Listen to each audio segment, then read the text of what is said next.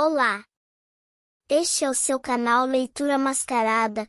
Hoje estaremos apresentando a obra Crepúsculo dos Ídolos, de Frederico Nietzsche. E você que quiser e puder nos ajudar a continuar esse trabalho, você pode doar qualquer quantia na chave Pix que está na descrição. Mas você que não puder ajudar com dinheiro, por favor se inscreva no canal, clique no botão de curtir e diga nos comentários qual livro você gostaria de ouvir aqui em nosso canal. Boa leitura! 9. Incursões de um extemporâneo. Meus impossíveis. Sêneca, ou o toureador da virtude. Rousseau, ou retorno à natureza in puris naturalibus. Schiller, ou o trombeteiro moral de Sackingen. Dante, ou a hiena que escreve poesia nos túmulos. Kant, ou Kant como caráter inteligível. Victor Hugo, ou o farol no mar do absurdo. Liszt, ou a escola da agilidade, com as mulheres. George Sand, ou Lacteobertas, em linguagem clara, a vaca leiteira com belo estilo. Michelet, ou o entusiasmo que despe a jaqueta. Carlyle, ou pessimismo como almoço mal digerido. John Stuart Mill, ou a clareza ofensiva. Les Freires de Goncourt, ou os dois Ajaxes em luta com Homero. Música de Offenbach. Zola, ou a alegria de cheirar mal. Renan. Teologia, ou a corrupção da razão pelo pecado original, o cristianismo. Testemunha disso é Renan, que, quando arrisca um sim ou um não de natureza mais geral, erra o alvo com penosa regularidade. Ele gostaria, por exemplo, de unir la science às ciências e la noblesse à nobreza, mas a science é coisa da democracia, isso é algo bem palpável. Ele deseja, com ambição nada pequena, representar um aristocratismo do espírito, mas, ao mesmo tempo, põe-se de joelhos ante a doutrina oposta, o Evangelho des Humbles, Evangelho dos humildes, e não apenas de joelhos. De que serve todo o livre pensamento, toda a modernidade, zombaria e volúvel flexibilidade, se em suas entranhas o indivíduo permanece cristão, católico e até sacerdote?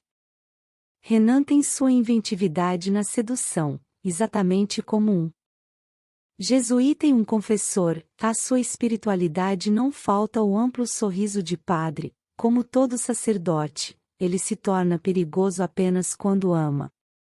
Ninguém o iguala nisso, em adorar de uma maneira mortalmente perigosa. Esse espírito de Renan, um espírito que enfraquece o nervo, é uma fatalidade mais para a pobre, doente França, doente da vontade. Saint-Beuve. Nada viril nele, cheio de mesquinha raiva a todos os espíritos viris. Vagueia ao redor, sutil, curioso, entediado, espreitador, no fundo, uma personalidade de mulher, com feminina avidez de vingança e feminina sensualidade. Como psicólogo, um gênio da medisância maledicência, se inesgotavelmente rico em meios para isso, de ninguém sabe, como ele, misturar veneno e louvor. Plebeu nos instintos mais baixos, e aparentado ao ressentimento de Rousseau, por conseguinte, romântico, pois debaixo de todo romantismo rosna e anseia o instinto de vingança de Rousseau. Revolucionário, mas ainda toleravelmente refreado pelo medo.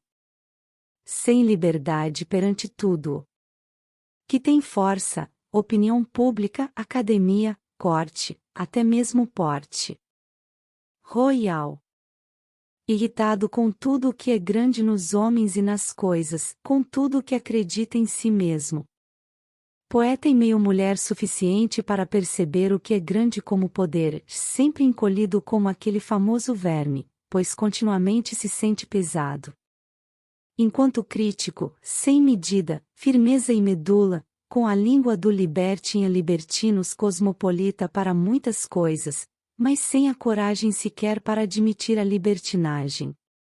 Enquanto historiador, sem filosofia, sem o poder do olhar filosófico, por isso rejeitando a tarefa de julgar em todas as questões principais, exibindo a objetividade como máscara. Comporta-se diferentemente em relação a todas as coisas em que um gosto refinado, experimentado é a instância suprema, então. Tem realmente a coragem e o prazer consigo mesmo, então é mestre. Em alguns aspectos, uma versão preliminar de Baudelaire. A Imitatio Christi, Imitação de Cristo 80 está entre os livros que não consigo ter nas mãos sem sentir uma resistência fisiológica.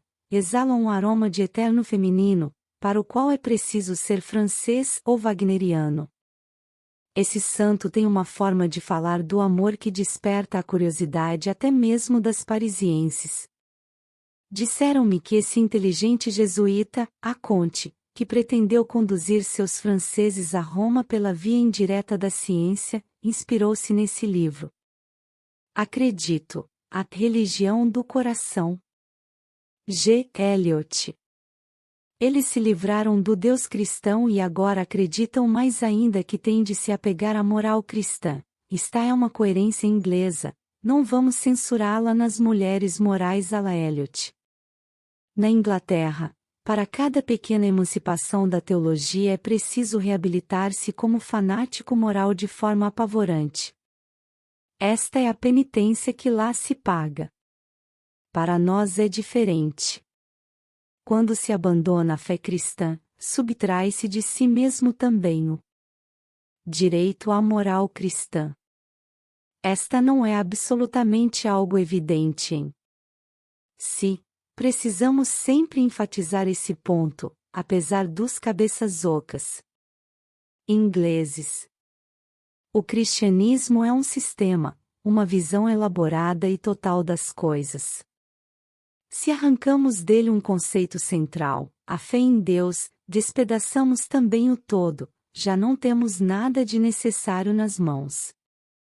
O cristianismo pressupõe que o homem não sabe, não pode saber o que para ele é bom e o que é mal, acredita em Deus, o único a saber. A moral cristã é uma ordem, sua origem é transcendente, ela está além de toda crítica, de todo direito à crítica, ela tem a verdade apenas se Deus for a verdade, ela se sustenta ou cai com a fé em Deus. Se os ingleses realmente acreditam saber por si, intuitivamente, o que é bom e o que é mal, se, portanto, julgam não mais necessitar do cristianismo como garantia da moral, isso mesmo é consequência do domínio do juízo de valor cristão e expressão da força e profundidade desse domínio, de modo que a origem da moral inglesa foi esquecida, de modo que a natureza muito condicionada de seu direito à existência não é mais percebida. Para o inglês a moral não é ainda um problema. George Sand. Li as primeiras letras de um voyageur a cartas de um viajante, como tudo o que vem de Rousseau, falsas, infladas, exageradas. Não suporto esse estilo papel de parede multicor, tampouco a ambição plebeia de sentimentos generosos. O pior, sem dúvida, é a coqueteria feminina com traços masculinos, com maneiras de jovens mal educados. Como deve ter sido fria em tudo isso, essa artista intolerável. Ela se dava corda como a um relógio, e escrevia. Fria como Hugo, como Balzac, como todos os românticos, assim que se punham a criar. E com que presunção deve ter permanecido ao fazê-lo, essa fecunda vaca escritora, que tinha algo de alemão no mau sentido, tal como o próprio Rousseau, seu mestre, e que, de todo modo, somente foi possível com o declínio do gosto francês. Mas Renan a venera. Moral para psicólogos. Não cultivar psicologia barata. Nunca observar por observar. Isso produz uma ótica falsa, uma visão de soslaio, algo forçado e exagerado. Vivência como desejo de vivência, isto não dá certo. Não se pode olhar para si mesmo ao vivenciar, toda olhada se torna aí um mal olhado. Um psicólogo nato cuida instintivamente de não ver apenas para ver, o mesmo vale para um pintor nato. Ele nunca trabalha conforme a natureza, deixa a cargo de seu instinto, sua câmera obscura, peneirar e exprimir o caso, a natureza, o vivenciado. A consciência lhe chega apenas o que é geral, a conclusão, o resultado, ele não conhece o voluntário abstrair do caso singular. Que acontece quando se age de outro modo? Por exemplo, quando se cultiva a psicologia barata à maneira dos romanciers. Romancistas parisienses, por atacado e avarejo. Fica-se, por assim dizer, à espreita da realidade, leva-se toda noite para casa um punhado de curiosidades. Mas veja-se o que enfim resulta disso, uma série de manchas, um mosaico, no melhor dos casos, de todo modo, algo juntado, desassossegado, de cores gritantes. O pior, nisso, é alcançado pelos Goncourt. Eles não alinham 3 frases que não incomodem o olhar do psicólogo. Avaliada artisticamente, a natureza não é um modelo. Ela exagera, distorce, deixa lacunas. Estudar conforme a natureza parece-me um mau indício, revela sujeição, fraqueza, fatalismo, esse prostrar-se ante os petits faits e pequenos fatos é indigno de um artista inteiro. Ver aquilo que é, isso é próprio de um outro gênero de espíritos, os antiartísticos, os factuais. Sobre a psicologia do artista. Para ver arte, para ver alguma atividade e contemplação estética, é indispensável uma precondição fisiológica, a embriaguez. A suscetibilidade de toda a máquina tem de ser primeiramente intensificada pela embriaguez, antes não se chega a nenhuma arte.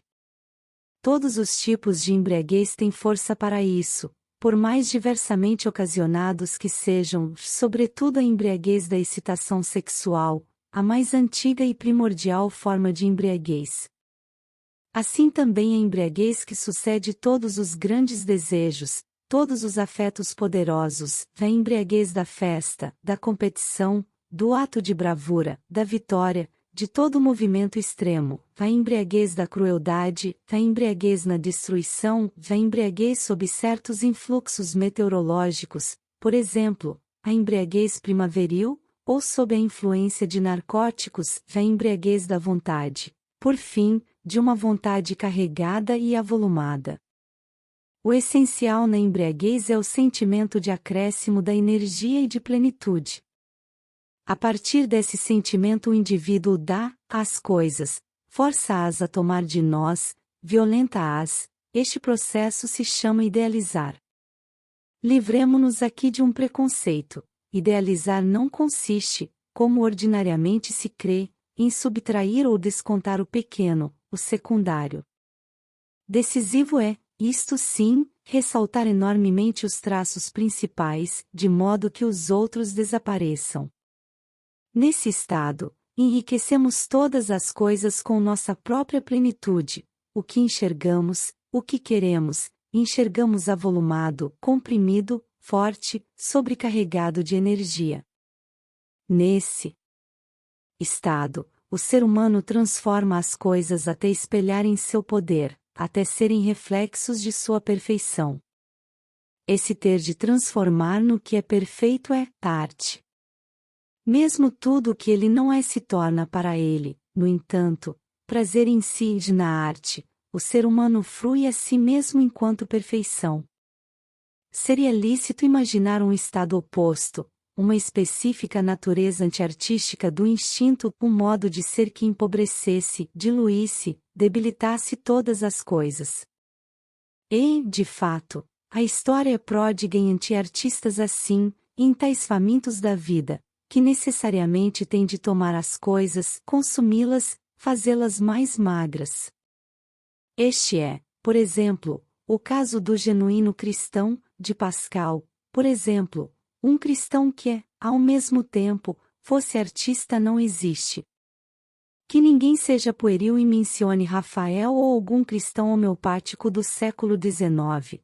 Rafael dizia sim, Rafael fazia sim, portanto, Rafael não era um cristão. Que significam os conceitos opostos que introduzi na estética, apolíneo e dionisíaco, os dois entendidos como espécies de embriaguez? A embriaguez apolínea mantém sobretudo o olhar excitado, de modo que ele adquire a força da visão. O pintor, o escultor, o poeta épico são visionários par excellence. Já no estado dionisíaco, todo o sistema afetivo é excitado e intensificado, de modo que ele descarrega de uma vez todos os seus meios de expressão e, ao mesmo tempo, põe para fora a força de representação, imitação, transfiguração, transformação, toda espécie de mímica e atuação. O essencial continua a ser a facilidade da metamorfose, a incapacidade de não reagir, de forma semelhante a determinados histéricos, que também a qualquer sinal adotam qualquer papel. Para o homem dionisíaco é impossível não entender alguma sugestão, ele não ignora nenhum indício de afeto, possui um instinto para a compreensão e adivinhação no grau mais elevado. Ele entra em toda a pele, em todo afeto, transforma-se continuamente. A música, tal como a entendemos hoje, é igualmente uma excitação e descarga geral dos afetos, mas, ainda assim, apenas o vestígio de um mundo de expressão afetiva bem mais pleno, um mero residuum do histrionismo dionisíaco.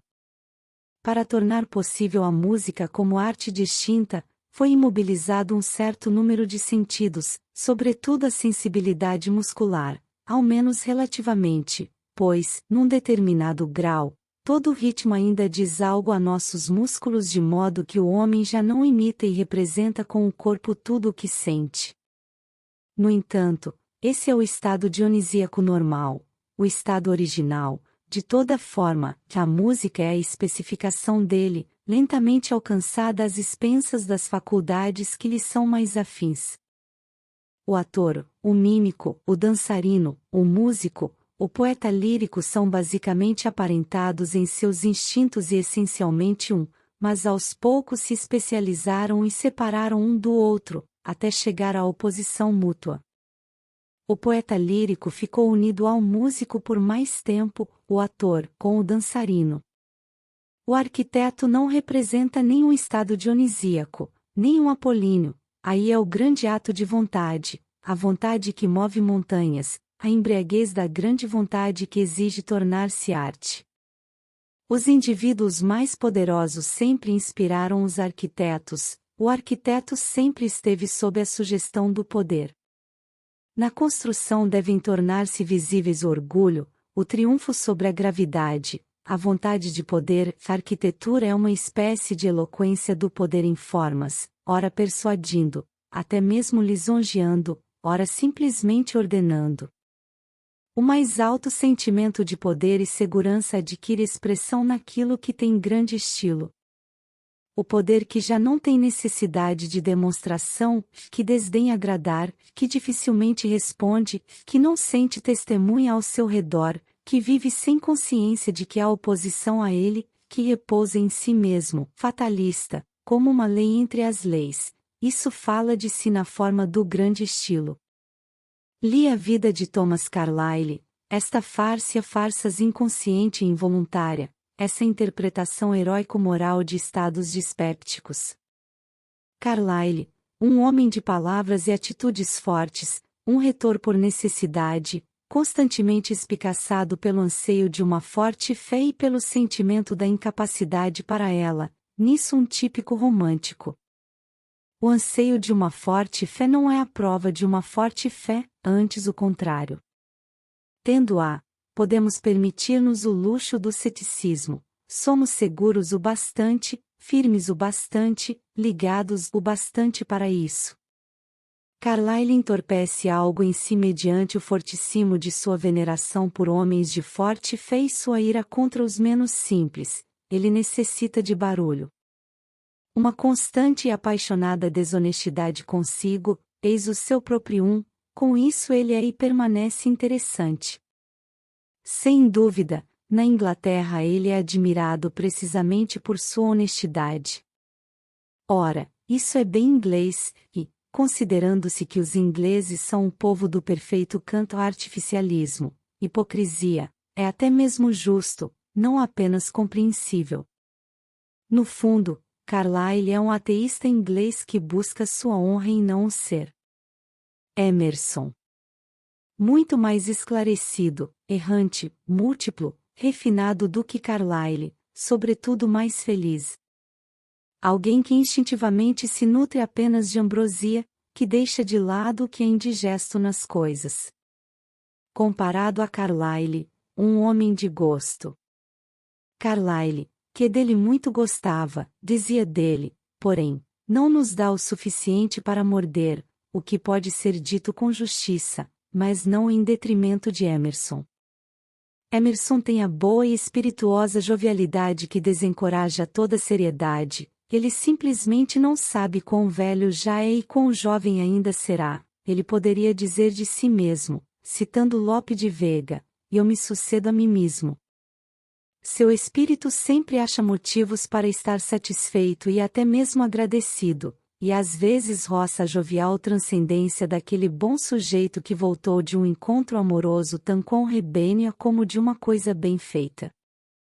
Os dizem vires, disse agradecido, tamen est laudanda voluptas embora faltem as forças é de louvar a volúpia, no entanto.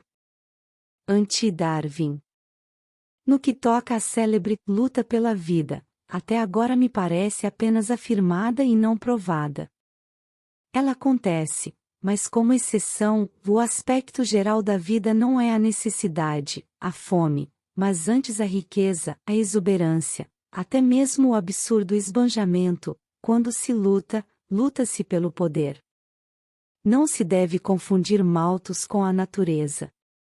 Mas, supondo que haja essa luta, e, de fato, ela ocorre, infelizmente ela resulta no contrário do que deseja a escola de Darwin, do que talvez se poderia desejar juntamente com ela, ou seja, em detrimento dos fortes, dos privilegiados, das felizes exceções.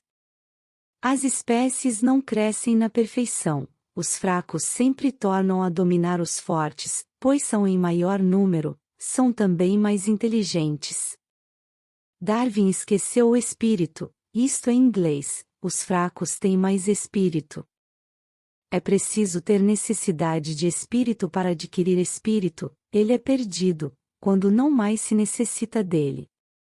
Quem tem força dispensa o espírito, deixem de lado, pensa-se hoje na Alemanha, o Reich continuará nosso. Entendo por espírito, como se vê, a cautela, a paciência, a astúcia, a dissimulação, o grande autodomínio e tudo o que seja mimicria e mimetismo, esse último compreende boa parte do que se chama virtude. Casuística de psicólogos. Este é um conhecedor dos homens. Para que estuda ele realmente os homens? Quer adquirir pequenas vantagens sobre eles, ou também grandes, é um político. Aquele é também um conhecedor dos homens, e vocês dizem que com isso ele não quer nada para si, que é um grande impessoal. Olhem mais atentamente. Talvez ele queira até uma vantagem pior, sentir-se superior aos homens, poder olhar para eles de cima, não mais confundir-se com eles. Esse impessoal é um desprezador dos homens, e o primeiro é a espécie mais humana, não importa o que diga a aparência. Ao menos ele se coloca no mesmo plano, colocar-se dentro. O tato psicológico dos alemães parece-me ser questionado por toda uma série de casos que a modéstia me impede de arrolar. Em um caso não me faltará um grande ensejo de fundamentar minha tese. Censuro aos alemães terem se equivocado quanto a Kant e sua filosofia de escapatórias, como a denomino, isso não foi modelo de honestidade intelectual. Há outra coisa que não posso ouvir é um famigerado, e, os alemães dizem, Goethe e Schiller, Temo que cheguem a dizer Schiller e Goethe. Não conhecem ainda esse Schiller? Mas existem PS ainda piores, escutei com meus próprios ouvidos, embora apenas entre professores universitários, Schopenhauer e Hartmann. Os homens mais espirituais, pressupondo-se que sejam os mais corajosos, também experimentam as mais dolorosas tragédias, mas justamente por isso eles honram a vida, porque ela lhes opõe o seu máximo antagonismo. Sobre a consciência intelectual. Nada me parece hoje mais raro do que a verdadeira hipocrisia. É grande minha suspeita de que o ar brando de nossa cultura não seja favorável a esta planta. A hipocrisia é própria das épocas de fé robusta, quando, mesmo havendo a coação para exibir outra fé, não se abandonava a fé que se tinha. Hoje em dia ela é abandonada, ou, coisa mais habitual, a ela é acrescentada uma segunda fé, em qualquer dos casos, continua-se honesto. Sem dúvida, hoje é possível um número de convicções bem maior do que antes, possível quer dizer permitido, ou seja, inofensivo. Daí nasce a tolerância consigo mesmo. A tolerância consigo permite várias convicções, essas convivem pacificamente, cuidam, como todos hoje em dia, de não comprometer-se.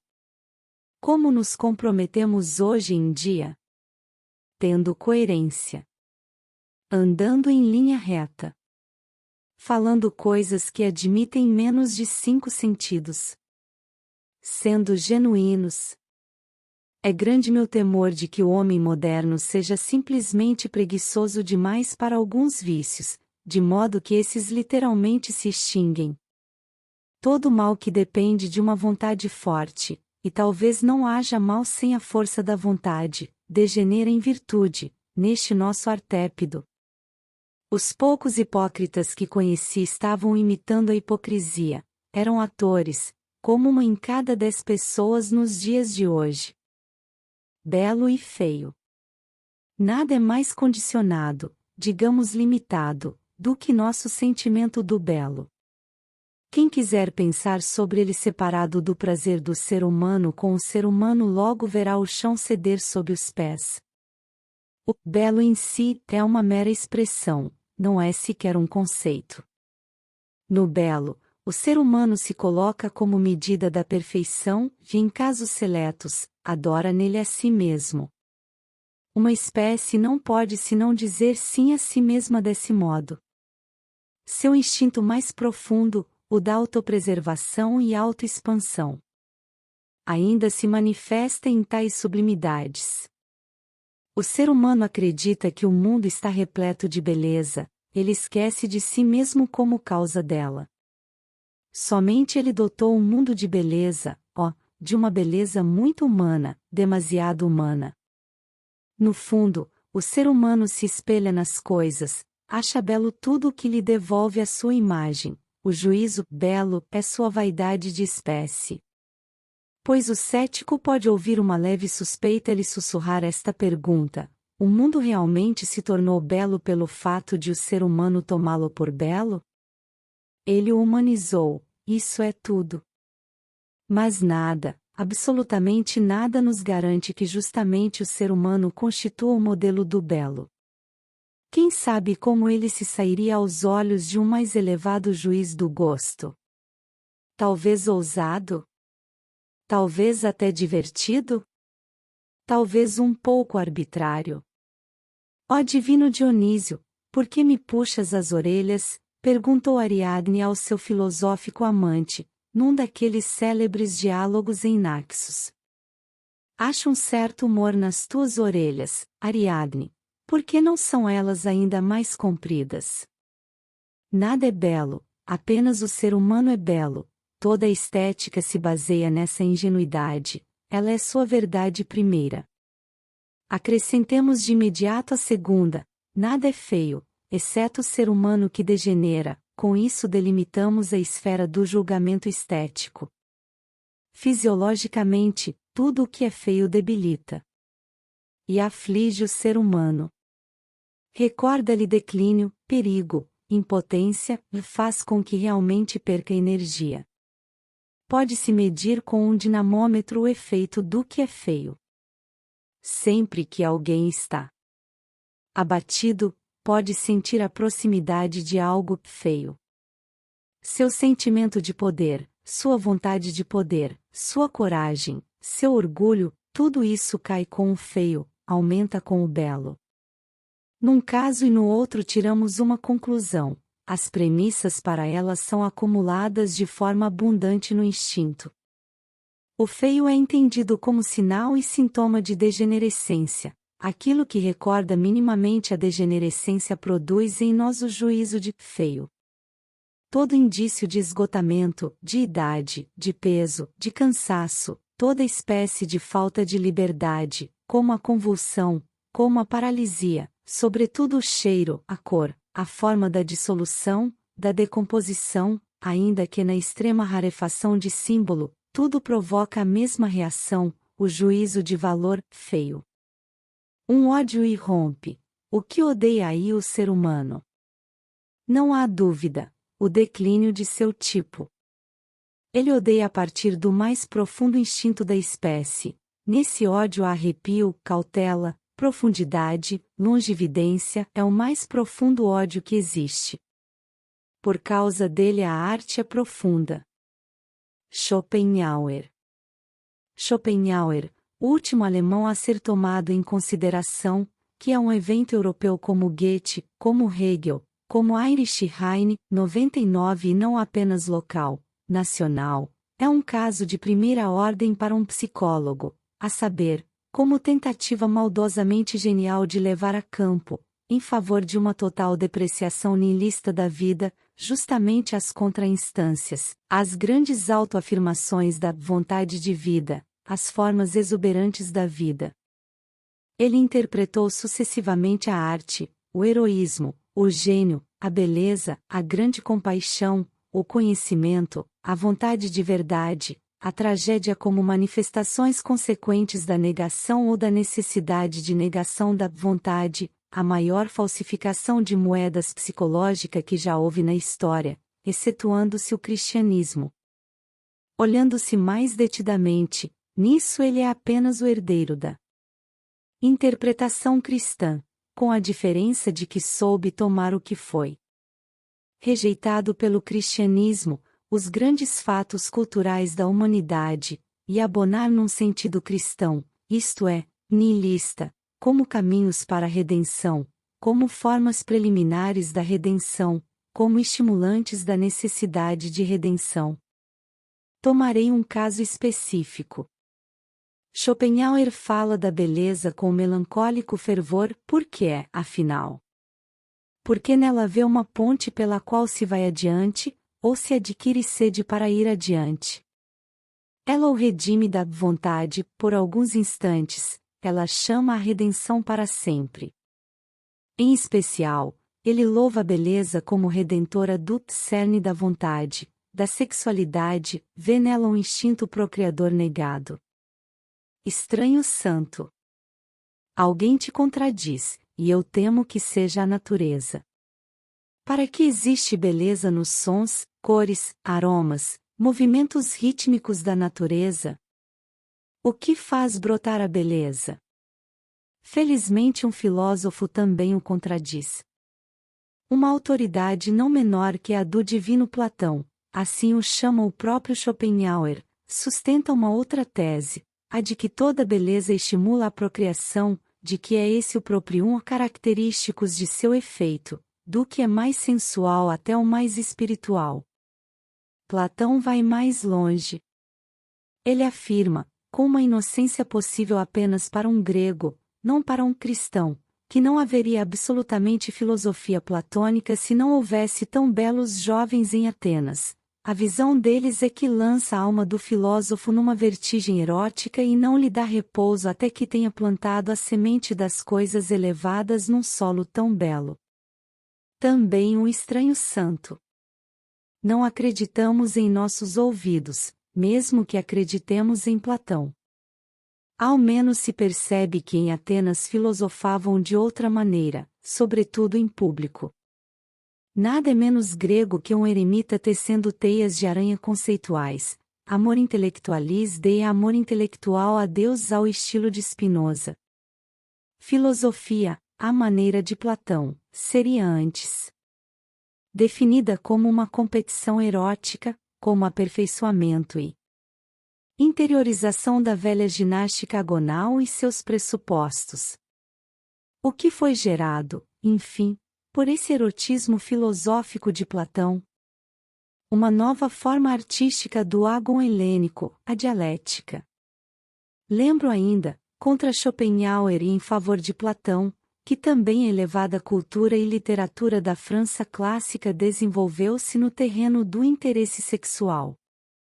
Em toda parte, nela, pode-se buscar a galanteria, os sentidos, a competição dos sexos, a mulher, e não se buscará em vão. Arte por arte a arte pela arte. A luta contra a finalidade é sempre luta contra a tendência moralizante na arte, contra a sua subordinação à moral. Arte por arte significa, ao diabo com a moral. Mas mesmo essa hostilidade revela a força dominante do preconceito. Havendo-se excluído da arte o fim da pregação moral e do aperfeiçoamento humano, não se segue daí que ela seja sem finalidade, sem sentido, sem objetivo, em suma, arte por arte, um verme que morde a própria cauda. Melhor nenhuma finalidade do que uma finalidade moral. Assim fala a mera paixão. Já um psicólogo pergunta: o que faz toda a arte? Não louva. Não glorifica. Não escolhe. Não enfatiza. Com tudo isso ela fortalece ou enfraquece determinadas valorações. Isto é uma coisa acessória? Casual? Algo de que o instinto do artista não participa absolutamente? Ou não é antes o pressuposto para que o artista possa? Seu mais profundo instinto visa a arte, não visa antes o sentido da arte, a vida? Um desiderato de vida? A arte é o grande estimulante para a vida. Como poderíamos entendê-la como sendo sem finalidade, sem objetivo, como arte por arte?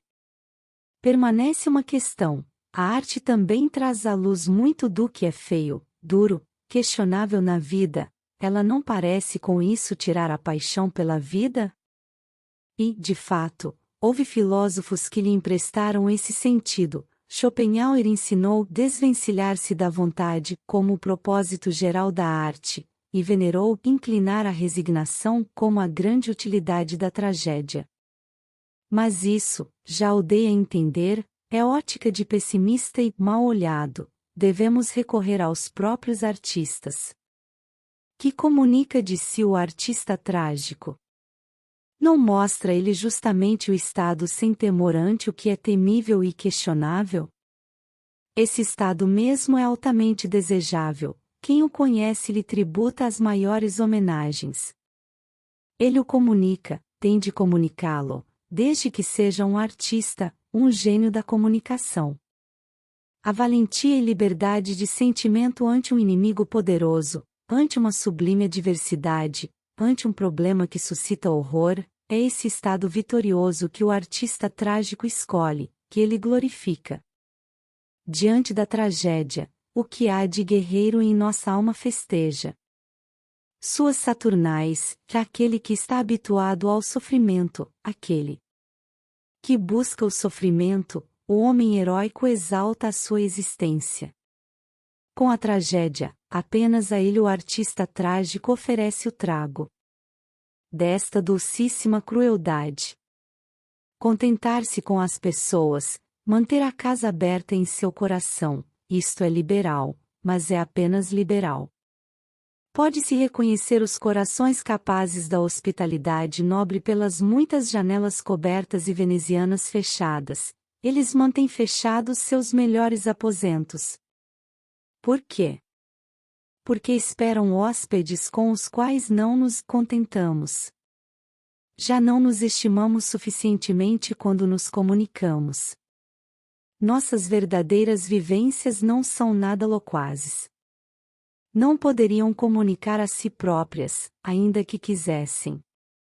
É que lhes faltam as palavras. Aquilo para o qual temos palavras, já o deixamos para trás.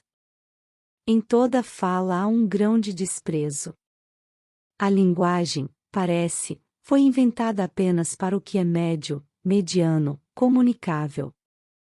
O falante já se vulgariza com a linguagem. De uma moral para surdos mudos e outros filósofos. Esse quadro é encantadoramente belo, a mulher literária, insatisfeita, agitada, vazia no coração e nas entranhas, sempre a ouvir, com penosa curiosidade, o imperativo que sussurra, das profundezas de sua constituição, aute liberi aute libri ou filhos ou livros, a mulher literária, suficientemente culta para compreender a voz da natureza, mesmo quando ela fala latim, e, por outro lado, suficientemente vaidosa e tola para falar secretamente em francês consigo, je me verrai, je me lirai, je me extasierai e je dirai, possible, que j eu tanque de esprit? Eu me verei, eu me lerei, eu me extasiarei e direi, é possível que eu tenha tido tanto espírito? Os impessoais tomam a palavra. Nada é mais fácil, para nós, do que ser sábios, pacientes, superiores. Nós estilamos o óleo da indulgência e da compaixão, nós somos absurdamente justos, nós perdoamos tudo. Precisamente por isso deveríamos ser mais rigorosos conosco, precisamente por isso deveríamos cultivar, de quando em quando, um pequeno afeto, um pequeno vício afetivo. Talvez seja duro para nós, e podemos até rir, entre nós, do aspecto que então assumimos. Mas de que adianta? Já não temos nenhuma outra forma de autossuperação. Este é nosso ascetismo, nossa penitência, tornar-se pessoal, a virtude do impessoal. De um exame de doutorado. Qual a tarefa de todo ensino superior? Fazer do homem uma máquina. Qual o meio para isso? Ele tem que aprender a enfadar-se. Como se consegue isso? Mediante o conceito de dever. Quem é seu modelo para isso? O filólogo, ele ensina a suar. Quem é o homem perfeito? O funcionário público. Que filosofia oferece a mais elevada fórmula para o funcionário público? A de Kant, o funcionário público como coisa em si, alçado a juiz do funcionário público como fenômeno. O direito à estupidez. O trabalhador cansado e de respiração pesada, que tem um olhar bonachão e deixa as coisas andarem como quiserem, essa figura típica, que atualmente, na época do trabalho, e do Reich, encontramos em todas as classes da sociedade, hoje reivindica para si a arte, incluindo o livro, sobretudo o jornal, e mais ainda as belezas da natureza, a Itália.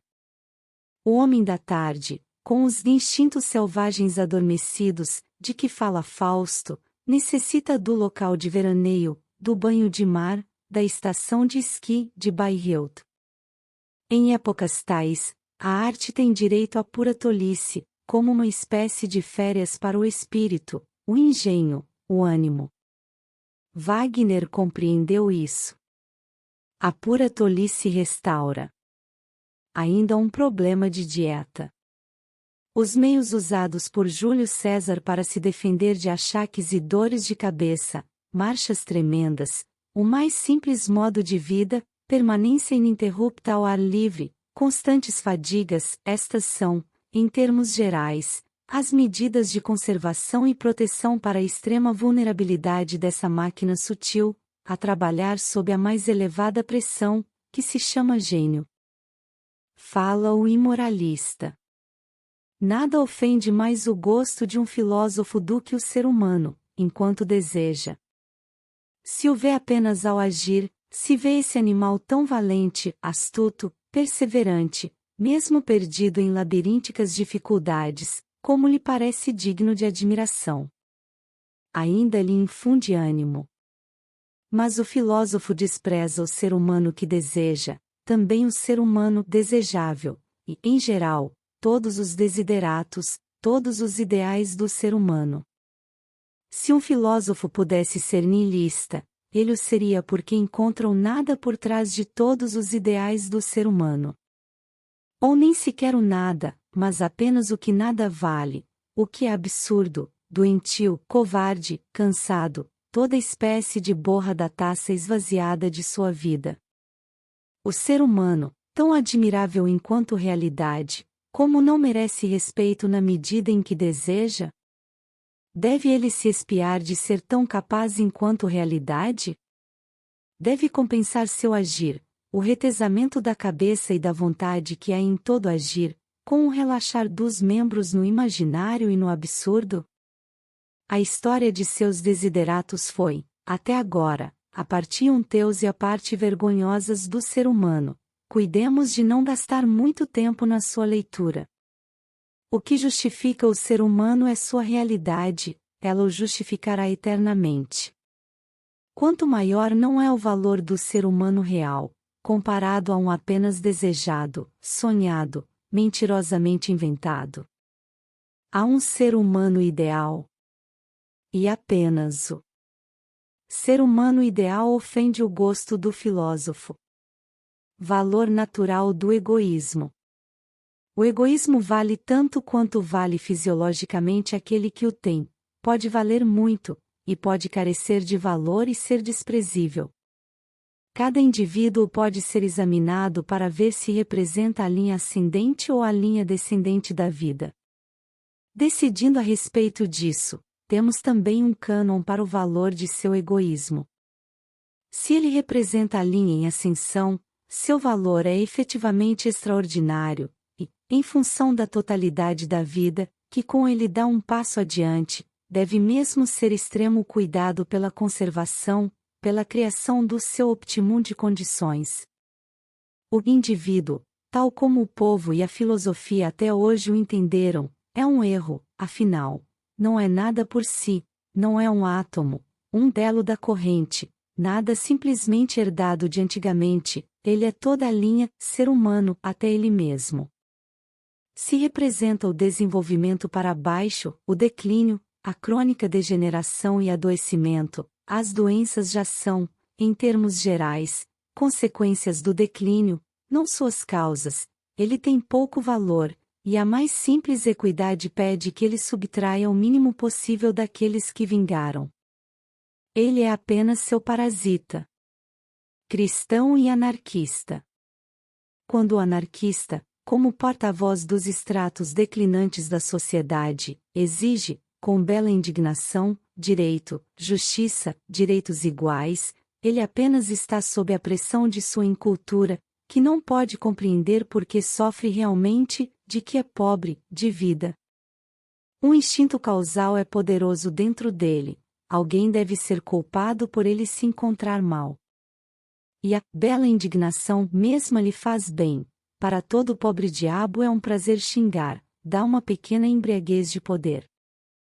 Já o lamento, a queixa, pode dar à vida um encanto que a torne suportável. Há uma sutil dose de vingança em toda queixa, censuramos nosso estado ruim, às vezes até nossa ruindade, aqueles que estão em outra condição, como sendo uma injustiça, um privilégio ilícito.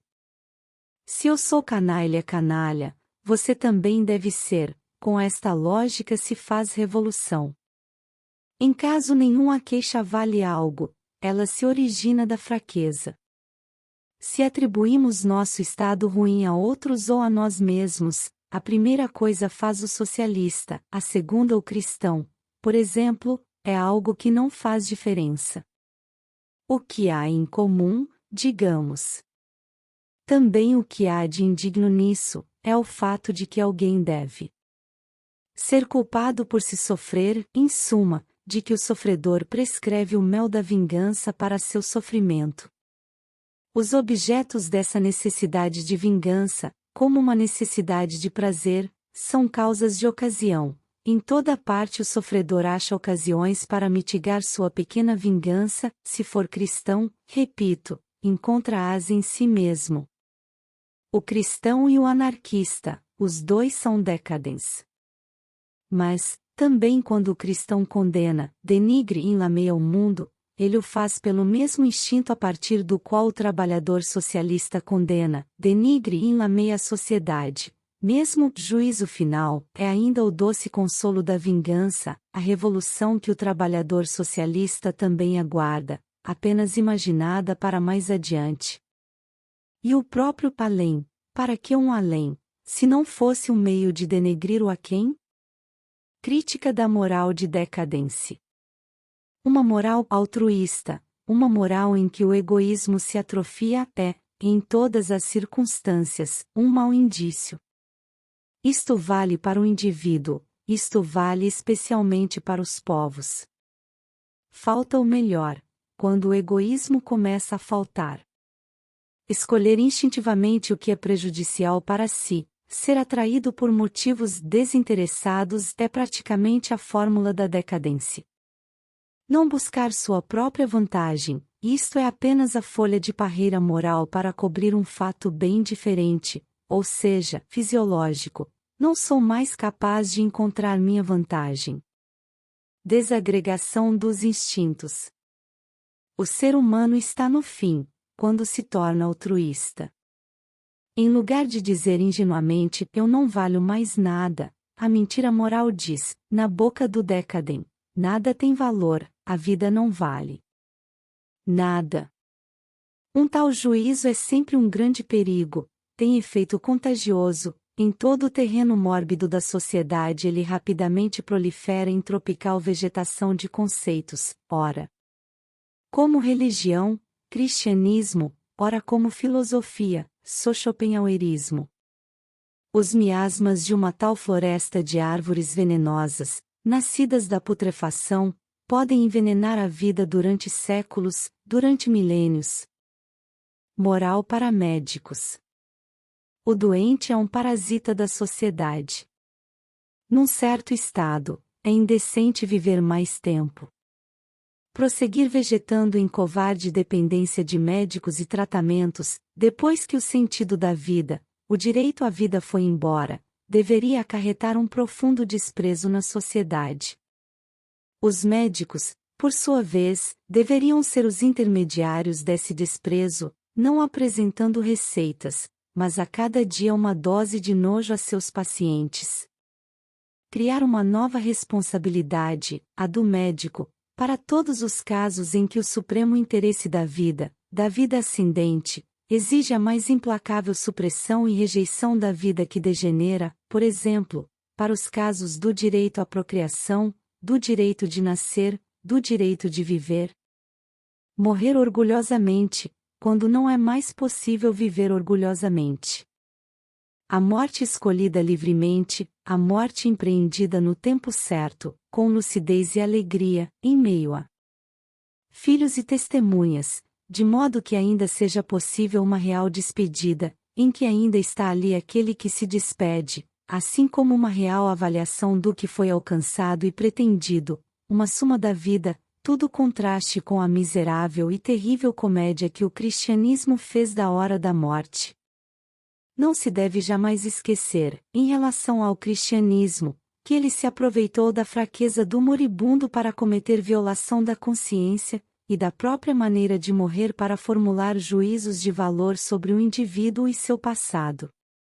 A questão, aqui, desafiando todas as covardias do preconceito, é estabelecer antes de tudo a apreciação correta, ou seja, fisiológica, da chamada morte natural, que é, afinal, também não passa de uma morte não natural, de um suicídio. Não se perece jamais por obra de outro alguém, apenas de si mesmo. Mas a morte nas condições mais desprezíveis é uma morte não livre, uma morte no tempo errado, uma morte covarde. Por amor à vida se deveria desejar uma outra morte, livre, consciente, sem acaso, sem assalto. Por fim, um conselho para os senhores pessimistas e outros decadens. Não nos é dado nos impedir de nascer, mas podemos reparar esse erro, pois às vezes é um erro. Se alguém se elimina, faz a coisa mais respeitável que existe, com isso, quase se merece viver.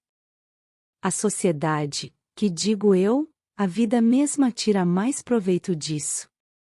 Que de alguma vida na renúncia, na anemia e outras virtudes, os outros foram poupados dessa visão, a vida foi poupada de uma objeção. O pessimismo, vértia puro, verde, é provado apenas pela autorrefutação dos senhores pessimistas. Há que dar um passo adiante em sua lógica, não apenas negar a vida com vontade e representação, como fez Schopenhauer, há que primeiro negar Schopenhauer. Embora contagioso, o pessimismo, diga-se de passagem, não aumenta a morbidez de uma época, de uma geração como um todo, ele é sua expressão. Sucumbe-se a ele como se sucumbe à cólera, é preciso já ter suficiente predisposição mórbida para isso. O pessimismo não produz, por si, um único decadente. Lembrarei o resultado da estatística, de que os anos em que a cólera graçou não se distinguiram dos outros pelo número total dos casos de morte. Se nos tornamos mais morais. Contra a minha noção de além do bem e do mal, como era de esperar, levantou-se toda a ferocidade do embrutecimento moral, que na Alemanha, como se sabe, é tida como a própria moral. Eu teria belas histórias a contar a respeito disso. Sobretudo me instaram a refletir sobre a inegável superioridade de nossa época no julgamento moral, o progresso realmente obtido nesse ponto, comparado a nós. Um César Borgia não poderia absolutamente ser apresentado como um homem mais elevado, uma espécie de super-homem, tal como faço. Um redator suíço, Dubun, chegou a compreender o sentido de meu livro, não sem expressar seu respeito pela coragem para tal ousadia, no fato de eu propor a abolição de todo sentimento decente. Muito obrigado. Permito-me, como resposta, lançar a pergunta se realmente nos tornamos mais morais. O fato de todos acreditarem nisso já constitui uma objeção a isso. Nós, homens modernos, muito delicados, muito suscetíveis, mostrando e recebendo mil considerações, imaginamos realmente que essa branda humanidade que representamos, essa conquistada unanimidade na indulgência, na solicitude, na mútua confiança, seja um positivo progresso, que com isso deixamos muito para trás os homens do Renascimento. Mas assim pensa toda época, assim tem de pensar. O certo é que não podemos nos colocar, ou sequer nos pensar, nas condições do Renascimento. Nossos nervos não aguentariam aquela realidade, muito menos nossos músculos. No entanto, essa incapacidade não demonstra um progresso, mas apenas outra constituição, mais tardia, mais fraca, delicada, suscetível, a partir da qual se produz necessariamente uma moral rica em consideração.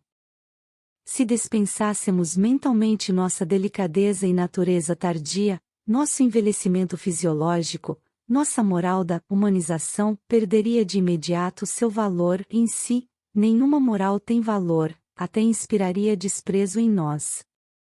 Por outro lado, não há dúvida de que nós, modernos, com nossa humanidade espessamente acolchoada, que de modo nenhum quer bater em alguma pedra, ofereceríamos aos contemporâneos de César Borgia uma comédia de morrer de rir. De fato, somos involuntariamente cômicos além de qualquer medida, com nossas virtudes modernas. A diminuição dos instintos hostis e que geram desconfiança, este seria o nosso progresso, representa só uma das consequências, na diminuição geral da vitalidade. Custa 100 vezes mais esforço, mais cautela, levar a efeito uma existência tão condicional e tardia. As pessoas se ajudam umas às outras, até certo ponto cada qual é doente, cada qual é enfermeiro. Isso, então, Chama-se virtude, entre seres que conheciam a vida de outra forma, mais plena, mais pródiga, mais transbordante, isto seria chamado diferentemente, talvez covardia, mesquinhez, moral de velhas senhoras.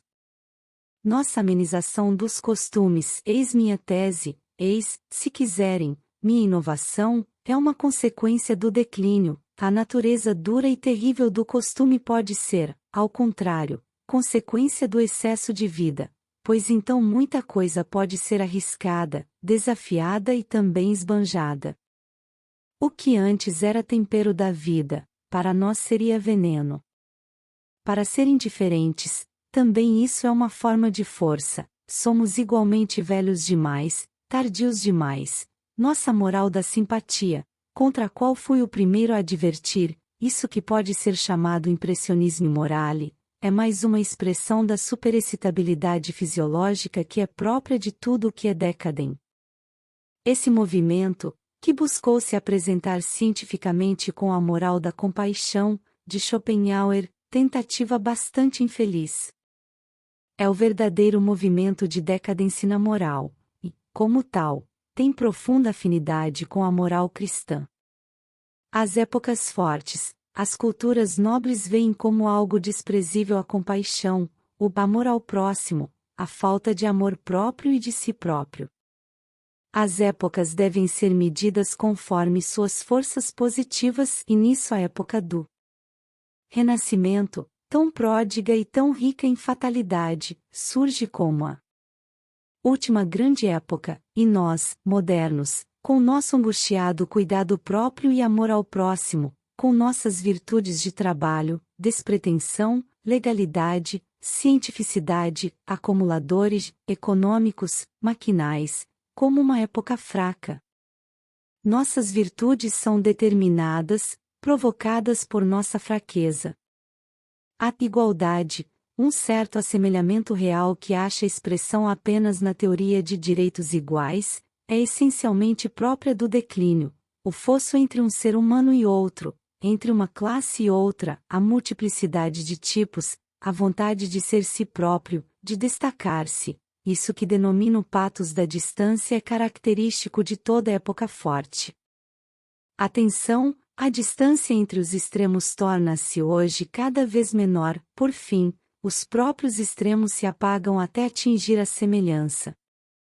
Todas as nossas teorias e constituições de Estado, sem excluir absolutamente o Reich alemão, são decorrências, consequências necessárias do declínio. O inconsciente efeito da decadência assenhorou-se até dos ideais de ciências particulares. Minha objeção a toda a sociologia de Inglaterra e França continua sendo que ela conhece por experiência apenas as formas decaídas de sociedade, e muito ingenuamente toma os próprios instintos decaídos como norma dos juízos de valor sociológicos. A vida declinante, o decréscimo de toda força organizadora, isto é, separadora, abridora de fossos, e sobreordenadora, é formulada como um ideal na sociologia de hoje. Nossos socialistas são decadentes, mas também o Sr. Herbert Spencer é um decadent, ele vê o triunfo do altruísmo como algo desejável. Meu conceito de liberdade.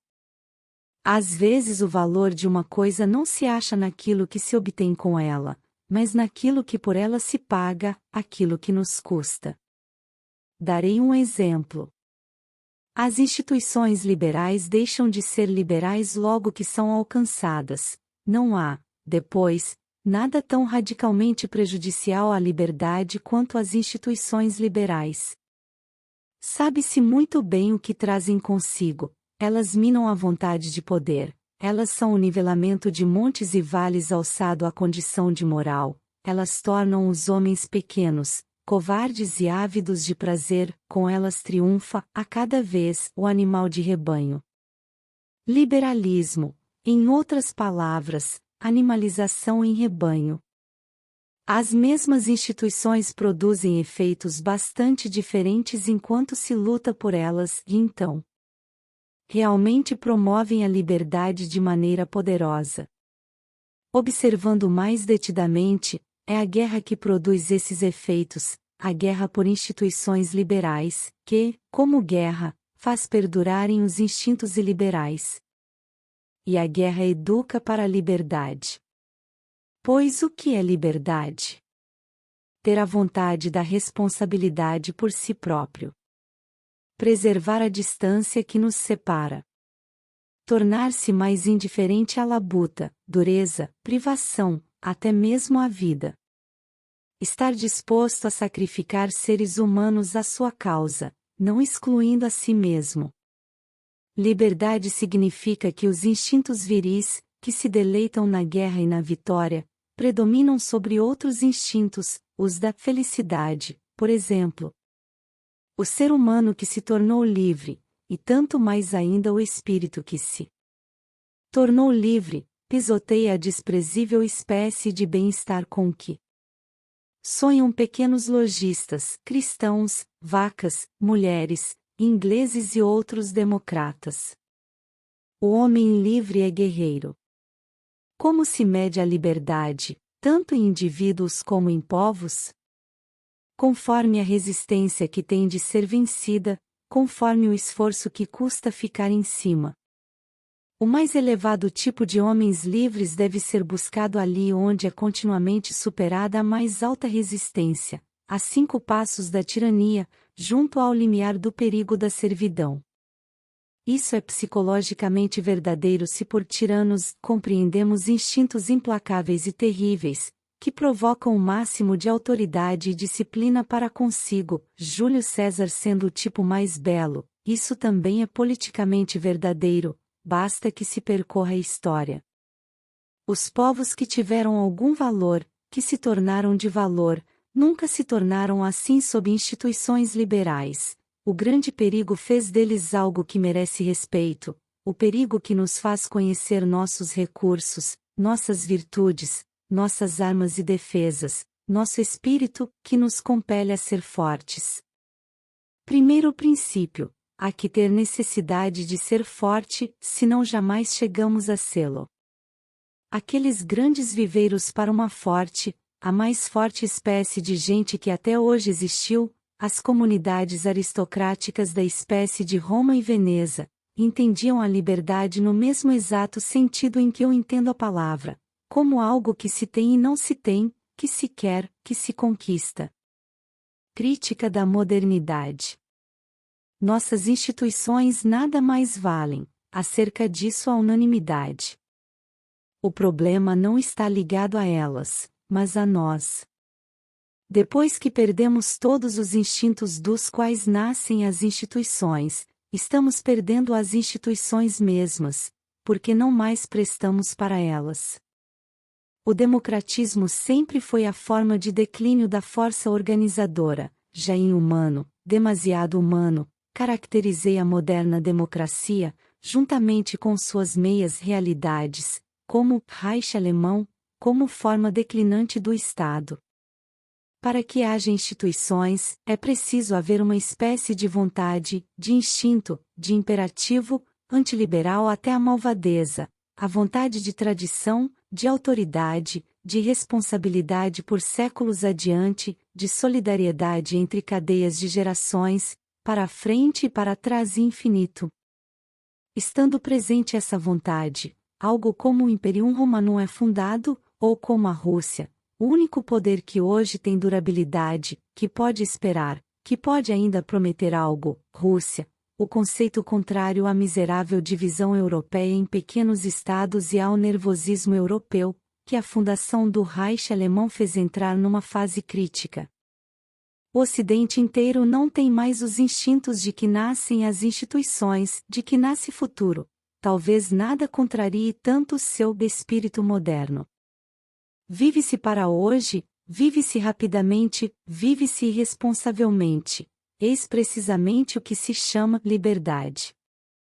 O que de instituições faz instituições é desprezado, odiado, rejeitado, acredita-se correr o perigo de uma nova escravidão, tão logo a palavra autoridade é ouvida.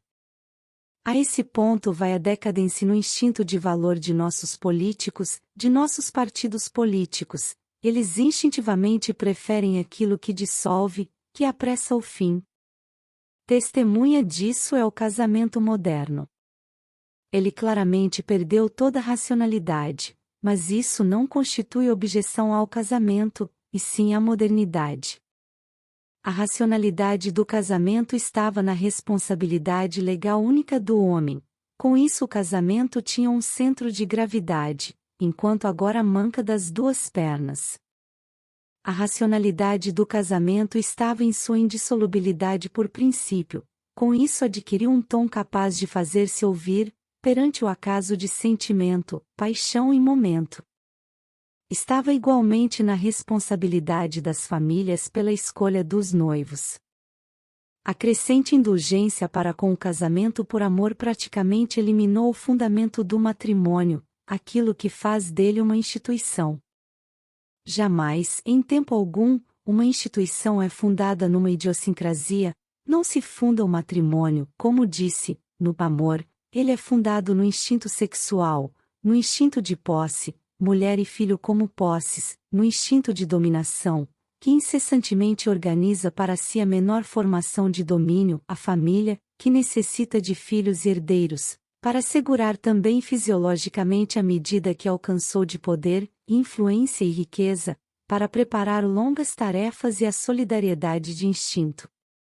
Entre os séculos, o casamento como instituição já compreende em si a afirmação da maior e mais duradoura forma de organização, quando a sociedade mesma não pode garantir-se como um todo, até as mais remotas gerações por vir, não há sentido no casamento.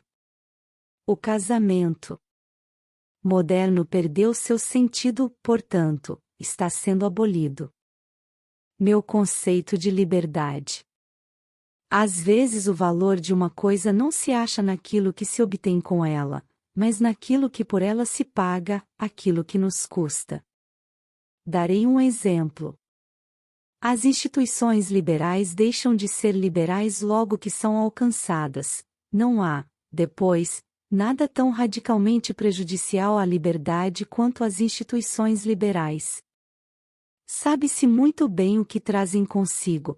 Elas minam a vontade de poder, elas são o nivelamento de montes e vales alçado à condição de moral, elas tornam os homens pequenos, covardes e ávidos de prazer, com elas triunfa, a cada vez, o animal de rebanho.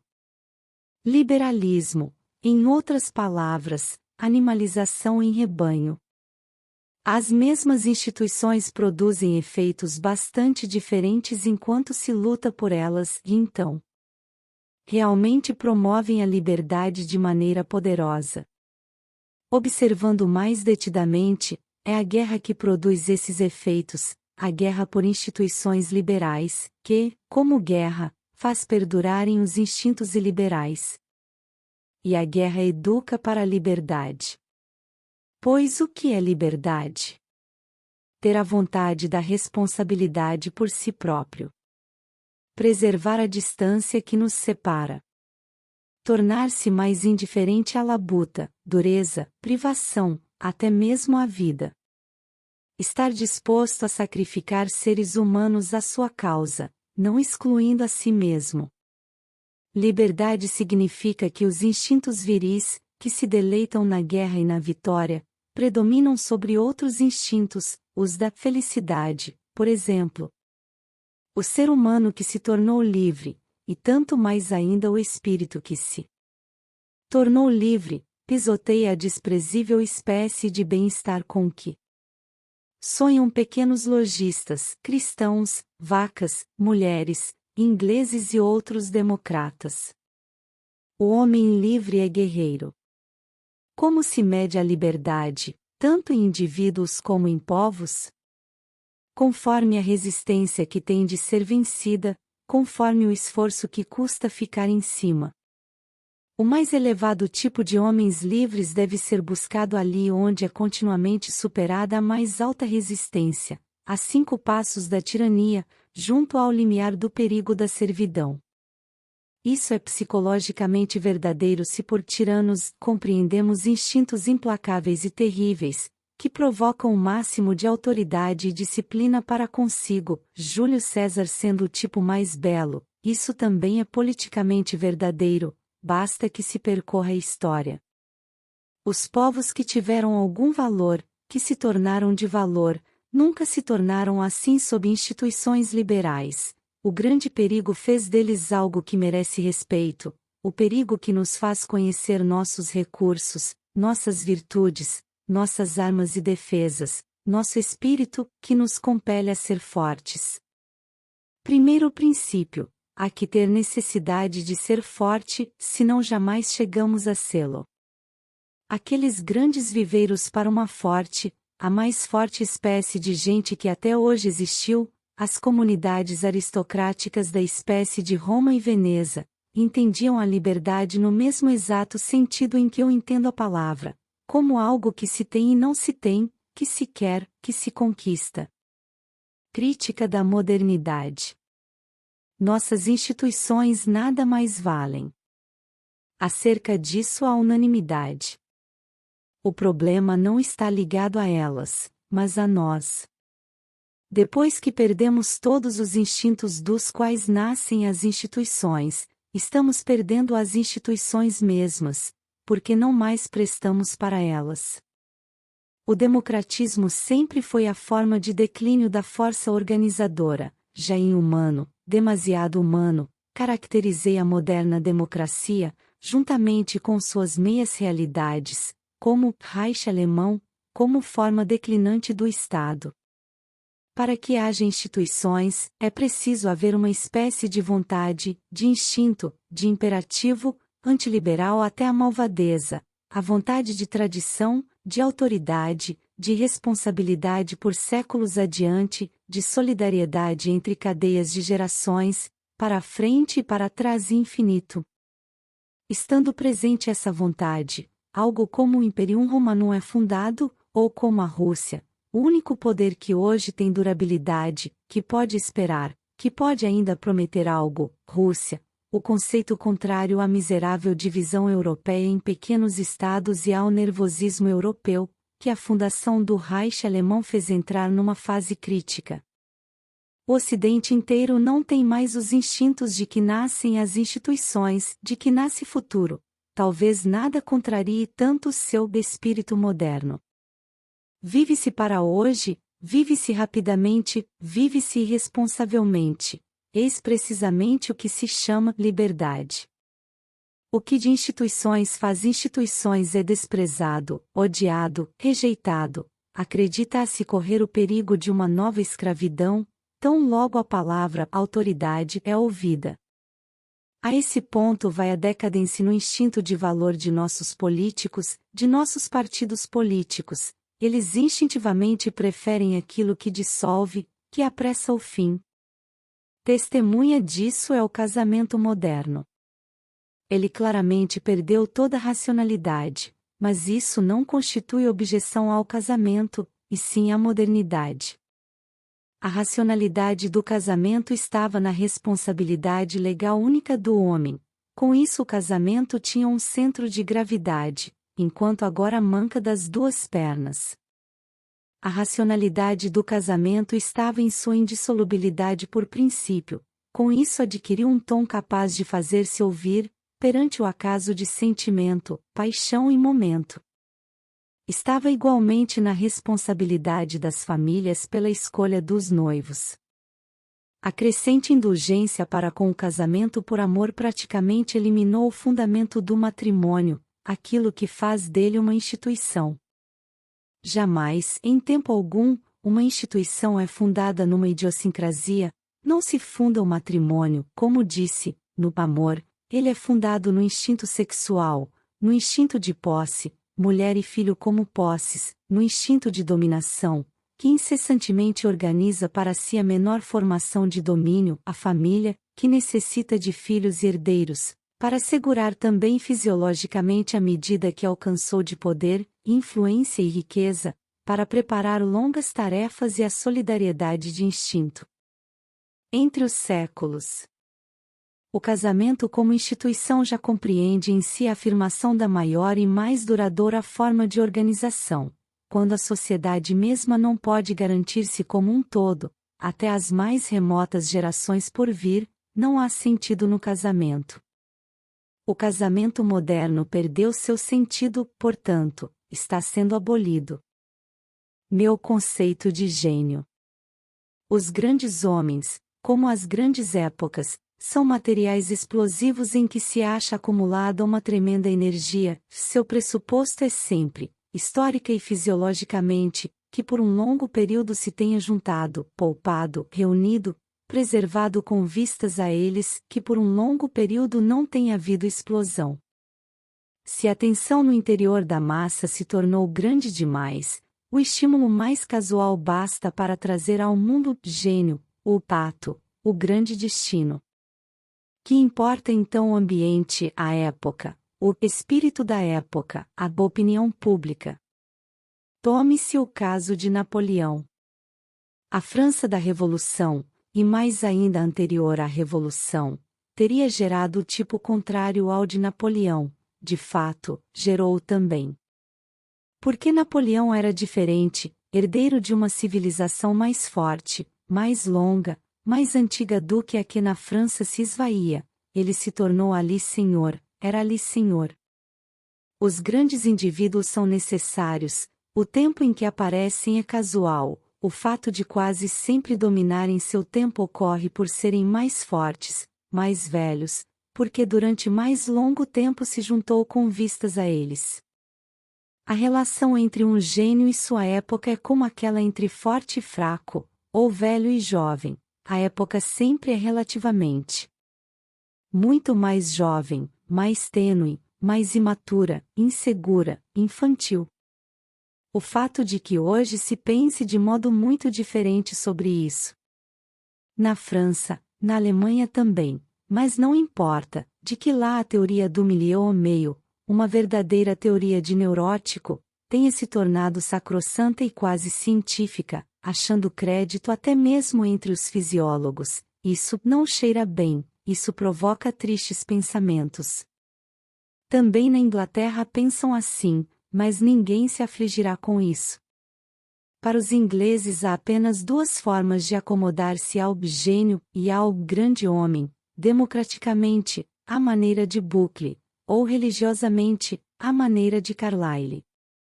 É extraordinário o perigo que há em grandes homens e épocas, o esgotamento de todo tipo, a esterilidade lhe segue os passos. O grande homem é um fim, já a grande época, a renascença, por exemplo, é um fim. O gênio, em obra, em ato, é necessariamente um esbanjador, no fato de ele gastar tudo está sua grandeza. O instinto de autoconservação é como que suspenso, a violenta pressão das forças que fluem não lhe permite nenhum cuidado ou prudência. As pessoas chamam isto de sacrifício, louvam seu heroísmo, sua indiferença para com o próprio bem-estar, sua devoção a uma ideia, uma grande causa, uma pátria, tudo mal entendidos.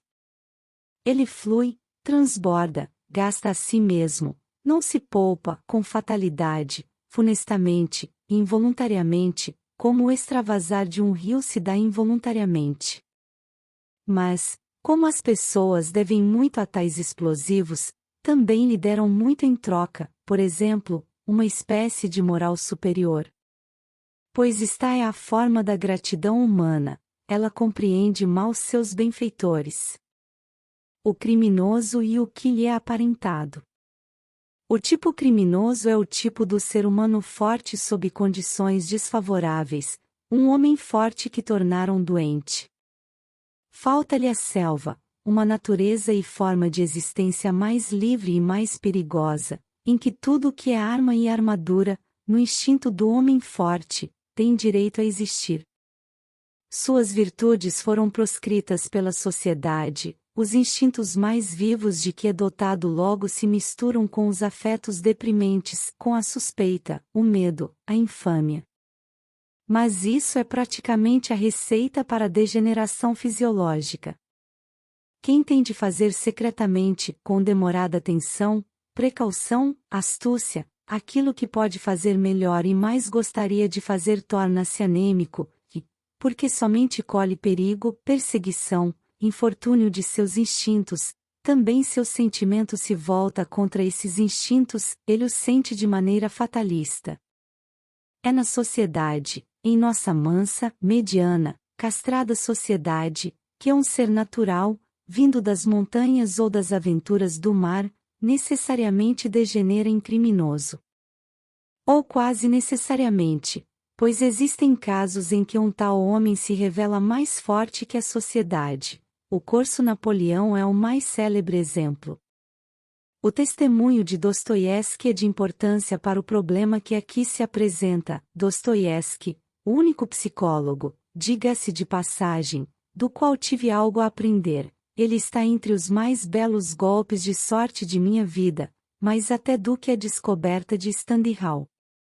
Esse homem profundo, 1000 vezes correto em sua baixa estima dos superficiais alemães, percebeu de modo muito diverso do que esperava os detentos siberianos entre os quais viveu por longo tempo, autores de crimes graves, para os quais não havia mais retorno à sociedade, como sendo talhados na melhor, mais dura e mais valiosa madeira gerada em terras russas.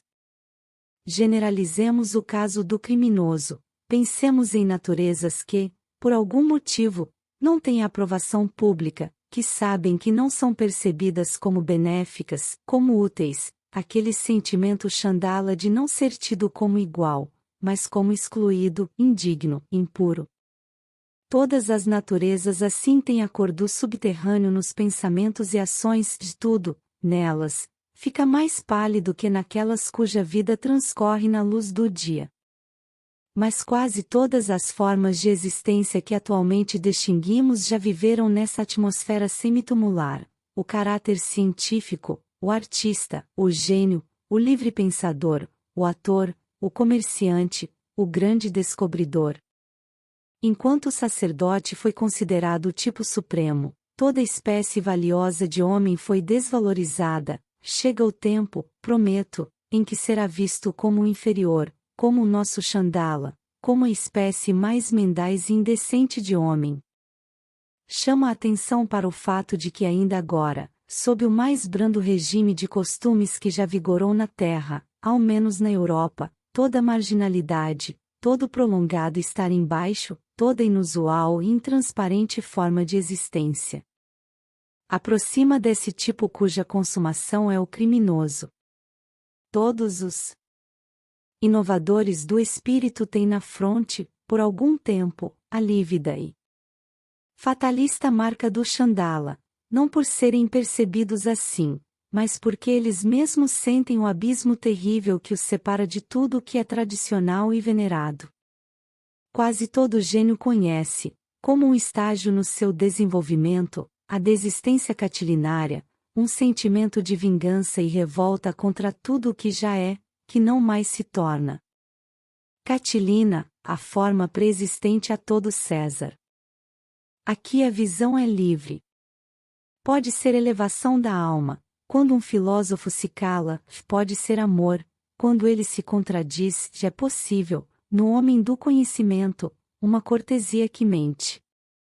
Alguém já disse, com finura, e o est indigne des grandes coeurs de répandre le trop beaucoup e os ressentem é indigno dos grandes corações espalhar a perturbação que sentem, mas deve-se acrescentar que não temer o mais indigno também pode ser grandeza de alma. Uma mulher que ama sacrifica sua honra, um homem do conhecimento que ama, talvez sacrifique sua humanidade, um Deus que amava se tornou judeu. A beleza não é acaso. Também a beleza de uma raça ou de uma família, sua graça e benevolência nos gestos, é algo pelo qual se trabalhou, é, tal como o gênio, a conclusão do trabalho acumulado de gerações. Deve-se ter realizado grandes sacrifícios ao bom gosto, deve-se, por causa dele, ter feito e deixado de fazer muita coisa. O século XVII, na França, é admirável nos dois casos, deve-se tê-lo tomado como princípio para selecionar companhia, lugar, vestimenta, satisfação sexual, deve-se ter preferido a beleza à vantagem, ao hábito, à opinião, à inércia. Diretriz suprema: nem diante de si mesmo se deve deixar-se ir. As coisas boas são sobremaneira custosas, e sempre vale a lei de que quem as possui é diferente de quem as conquista. Tudo o que é bom é herdado, o que não é herança é imperfeito, é começo. Em Atenas, na época de Cícero, que se mostra surpreso com isso, os homens e rapazes são bem superiores às mulheres em beleza, mas quanto empenho e trabalho em prol da beleza o sexo masculino não havia demandado de si durante séculos. Pois não haja engano acerca do método, uma mera disciplina de sentimentos e pensamentos não é quase nada, nisso está o grande mal-entendido da formação alemã, que é totalmente ilusória. Deve-se primeiro convencer o corpo. A estrita manutenção de gestos significativos e seletos, a obrigatoriedade de viver somente com pessoas que não se deixam ir, bastam perfeitamente para alguém se tornar significativo e seleto. Em 2, 3 gerações tudo está internalizado. É decisivo, para a sina de um povo e da humanidade, que se comece a cultura no lugar certo, não na alma, como pensava a funesta superstição dos sacerdotes e semi-sacerdotes. O lugar certo é o corpo, os gestos, a dieta, a fisiologia, o resto é consequência disso. Por isso os gregos permanecem o primeiro acontecimento cultural da história. Eles sabiam, eles faziam o que era necessário. O cristianismo, que desprezava o corpo, foi até agora a maior desgraça da humanidade. Progresso no meu sentido. Também eu falo de retorno à natureza, embora não seja realmente um voltar, mas um ascender. A elevada, livre, até mesmo terrível natureza e naturalidade, uma tal que joga, pode jogar com grandes tarefas. Usando uma imagem, Napoleão foi um fragmento de retorno à natureza, tal como a entendo, em rebus tacticis em questões táticas, por exemplo, mais ainda em estratégia, como sabem os militares. Mas Rousseau, para onde queria esse voltar? Rousseau, esse primeiro homem moderno, idealista e canalhas numa só pessoa, que necessitava de dignidade moral para suportar seu próprio aspecto, doente de vaidade desenfreada e desenfreado autodesprezo. Também esse aborto, que se colocou no umbral da época moderna, queria retorno à natureza, para onde, repito, queria Rousseau retornar.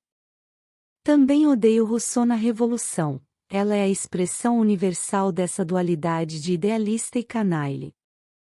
A sangrenta farsas em que transcorreu essa revolução, sua imoralidade, pouco me interessa. O que odeio é sua moralidade rousseliana, as chamadas verdades da revolução, com as quais ela continua a produzir efeito e persuadir todos os rasos e medianos. A doutrina da igualdade. Mas não há veneno mais venenoso, pois ela parece ser pregação da própria justiça, quando é o fim da justiça. Igualdade aos iguais, desigualdade aos desiguais, isto seria o verdadeiro discurso da justiça, e, o que daí se segue, nunca tornar igual o desigual. Em torno dessa doutrina da igualdade houve acontecimentos tão horríveis e sangrentos, que tal ideia moderna, para excelência, ficou rodeada de uma espécie de glória e de clarão, de modo que a revolução seduziu, como espetáculo, também os espíritos mais nobres. Isso não é motivo para respeitá-la mais, afinal. Vejo apenas um homem que a percebeu como deve ser percebida, com nojo, Goethe. Goethe, não um acontecimento alemão, mas europeu, uma formidável tentativa de superar o século XVIII com um retorno à natureza, com o ascender à naturalidade da Renascença, uma espécie de autossuperação por parte daquele século. Ele carregava os mais fortes instintos deste, a sensibilidade, a idolatria da natureza, o elemento anti-histórico, o idealista, o irreal e revolucionário, sendo esse último apenas uma forma do irreal.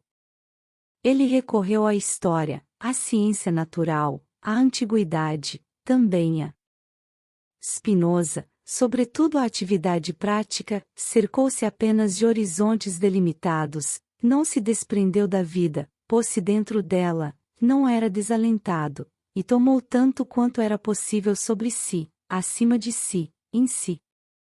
O que queria era a totalidade, combateu a separação de razão, sensualidade, sentimento, vontade, pregada, com o horrendo escolasticismo, por Kant, o antípoda de Goethe, disciplinou-se para a inteireza, criou a si mesmo. Goethe foi, em meio a uma era de propensões irreais, um convicto realista. Ele disse sim a tudo o que nesse ponto lhe era aparentado. Não teve vivência maior do que aquele ens realissimum ente realissimus chamado Napoleão.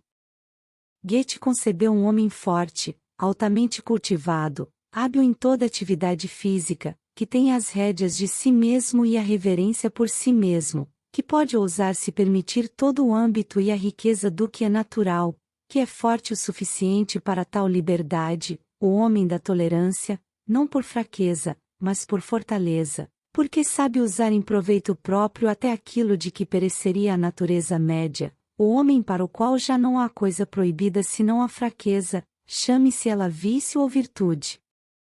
Um tal espírito, que assim se tornou livre, acha-se com alegre e confiante fatalismo no meio do universo, na fé de que apenas o que está isolado é censurável, de que tudo se redime e se afirma no todo, ele já não nega.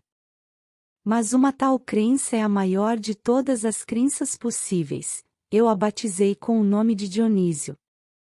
Pode-se dizer que, em determinado sentido, o século XIX buscou também tudo aquilo que Goethe buscou como pessoa, uma universalidade na compreensão e na aprovação, um deixar tudo aproximar-se, um ousado realismo, uma reverência por tudo factual.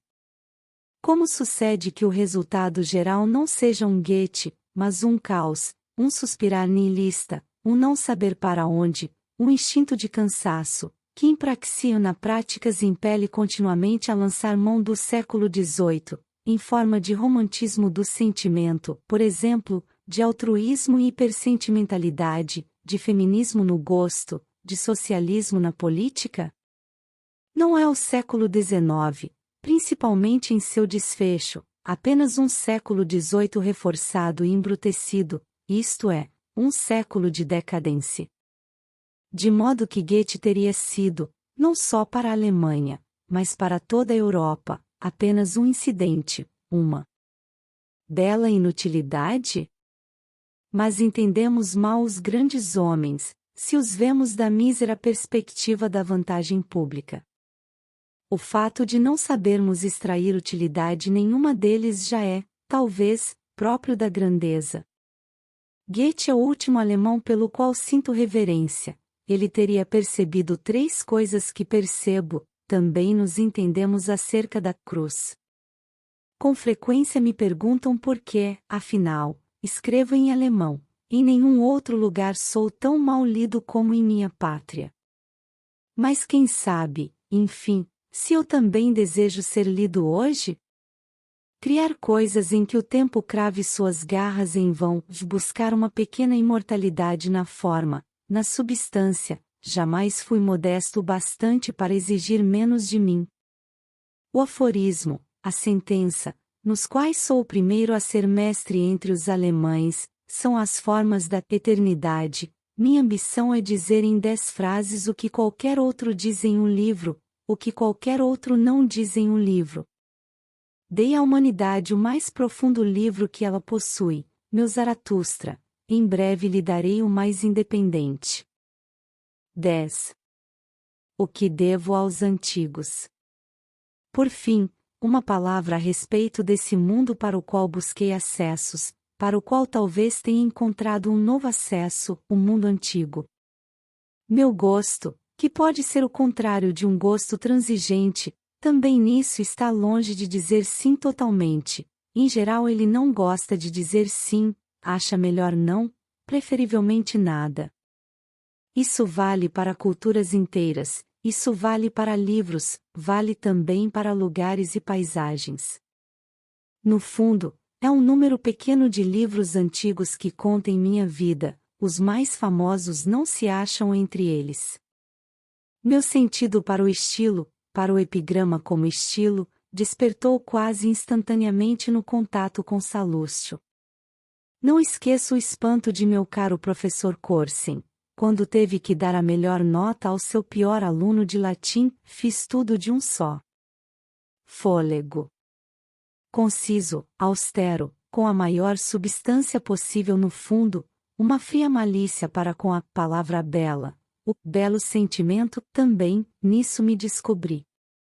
Em mim se reconhecerá uma ambição muito séria de estilo romano, de taere perênios, até em meu Zaratustra. Não foi diferente no primeiro contato com Horácio. Até hoje não senti com outro poeta o arrebatamento artístico que uma ode de Horácio me proporcionou desde o início. Em algumas línguas, o que ali foi alcançado não pode nem ser desejado.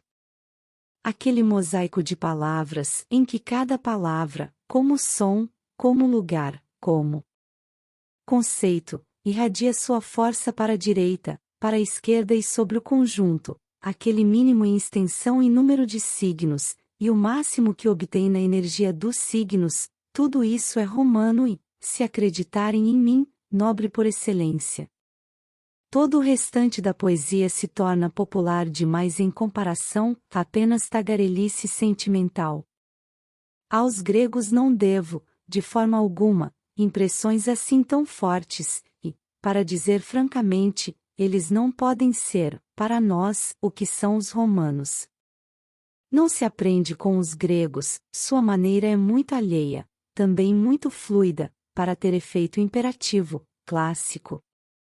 Quem teria aprendido a escrever com um grego? Quem teria aprendido sem os romanos? Não me lembrem Platão em objeção a isto. A respeito de Platão sou fundamentalmente cético e jamais pude partilhar a admiração pelo artista Platão, tradicional entre os eruditos. E nisso estão do meu lado os mais refinados juízes do gosto entre os próprios antigos. Platão, assim me parece, junta confusamente todas as formas de estilo, é o primeiro década do estilo, carrega uma culpa semelhante à dos cínicos que inventaram a satura menipeia. Para achar graça no diálogo platônico, esse tipo de dialética espantosamente presunçoso e infantil, é preciso jamais ter lido os bons franceses Fontenelle, por exemplo. Platão é entediante. Minha desconfiança de Platão vai fundo, afinal, acho-o tão desviado dos instintos fundamentais dos helenos, tão impregnado de moral, tão cristão anteriormente ao cristianismo, ele já adota o conceito bom como conceito supremo, que eu utilizaria, para o fenômeno Platão, a dura expressão embuste superior, ou, se soar melhor, idealismo, antes que qualquer outra palavra. Pagou-se caro pelo fato de esse ateniense haver frequentado a escola dos egípcios, ou dos judeus no Egito. Na grande fatalidade que foi o cristianismo, Platão é aquela ambiguidade e fascinação chamada de ideal, que possibilitou às naturezas mais nobres da antiguidade entenderem mal a si próprias e tomarem a ponte que levou à cruz. E quanto de Platão ainda se acha no conceito igreja, na construção, no sistema, na prática da igreja. Meu descanso, minha predileção, minha cura de todo o platonismo sempre foi Tucídides. Tucídides e, talvez, o príncipe a príncipes de Maquiavel são os mais próximos a mim mesmo, pela incondicional vontade de não se iludir e enxergar a razão na realidade, não na razão, e menos ainda na moral. Desse lamentável embelezamento e idealização dos gregos, que o jovem de formação clássica leva para a vida como prêmio por seu treino ginasial, disso nada cura tão radicalmente como Tucídides. É preciso revirá-lo linha por linha e ler seus pensamentos ocultos tanto quanto suas palavras. Há poucos pensadores tão pródigos em pensamentos ocultos. Nele acha expressão consumada a cultura dos sofistas, quero dizer, a cultura dos realistas, esse inestimável movimento em meio ao embuste moral e ideal das escolas socráticas, que então irrompia em toda parte. A filosofia grega como a decadência do instinto grego, Tucídides como a grande suma, a revelação última da forte, austera, dura factualidade que havia no instinto dos velhos helenos. A coragem ante a realidade é o que distingue, afinal, naturezas como Tucídides e Platão. Platão é um covarde perante a realidade, portanto, refugia-se no ideal. Tucídides tem a si sob controle, portanto, mantém as coisas também sob controle. Vislumbrar nos gregos dalmas belas, áurea moderação e outras perfeições, ou neles admirar a calma na grandeza, a mentalidade ideal, a elevada ingenuidade, dessa elevada ingenuidade, uma niaiseria alemã de bobagem alemã, afinal, fui protegido pelo psicólogo que há em mim. Eu vi seu mais forte instinto, a vontade de poder, eu os vi tremendo ante a indomável força desse instinto, eu vi todas as suas instituições nascerem de medidas preventivas para resguardarem uns aos outros de seu íntimo material explosivo. A enorme tensão no interior descarregava-se em terrível e implacável inimizade com o exterior, as cidades dilaceravam umas às outras, para que os cidadãos de cada uma encontrassem paz diante de si mesmos. Era necessário ser forte, o perigo estava próximo, espreitava em toda parte. A magnífica destreza dos corpos, o audacioso realismo e imoralismo peculiar aos helenos, foi uma necessidade, não uma natureza. Veio depois, não existiu desde o começo. E com festas e artes eles não queriam outra coisa senão sentir-se lá em cima, mostrar-se lá em cima, são meios de glorificar a si mesmo, às vezes de inspirar temor a si mesmo. Julgar os gregos, à maneira alemã, por seus filósofos, servir-se do bom mocismo das escolas socráticas para tirar conclusões sobre o que é, no fundo, helênico. Mas os filósofos são os décadens do helenismo, o antimovimento contra o gosto antigo e nobre, contra o instinto agonal, contra a polis, contra o valor da raça, contra a autoridade da tradição. As virtudes socráticas foram pregadas porque haviam sido perdidas pelos gregos, suscetíveis, temerosos, inconstantes, todos eles comediantes, tinham razões de sobra para deixar que lhes pregassem moral. Não que isso ajudasse alguma coisa, mas palavras e atitudes grandes ficam tão bem em decadência. Fui o primeiro que levou a sério, para a compreensão do velho, ainda rico e até transbordante instinto helênico, esse maravilhoso fenômeno que leva o nome de Dionísio. Ele é explicável apenas por um excesso de força. Quem se ocupa dos gregos, como Jacob Burckhardt, da Basileia, o mais profundo conhecedor atual de sua cultura, soube de imediato que isso era uma realização. Burckhardt acrescentou à sua cultura dos gregos uma seção específica sobre o fenômeno. Querendo-se o oposto, veja-se a quase divertida pobreza de instinto dos filólogos alemães, quando se aproximam do dionisíaco. Sobretudo o famoso Lobeck, que, com a venerável segurança de um verme que sempre viveu entre os livros, penetrou nesse mundo de estados misteriosos e se convenceu de que era científico, sendo leviano e pueril ad nauseam. Lobeck deu a entender, com o máximo de erudição, que todas essas curiosidades não significavam realmente grande coisa.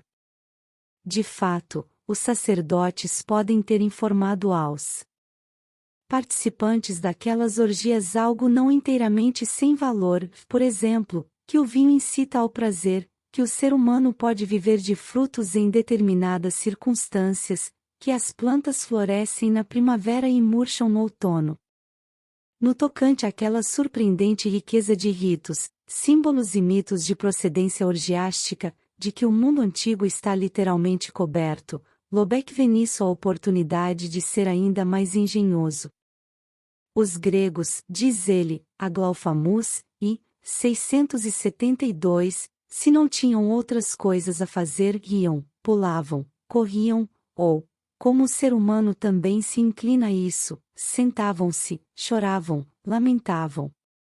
Vieram outros, depois, e buscaram algum motivo para o estranho modo de ser, e assim surgiram, para explicação desses costumes, inúmeras lendas festivas e mitos.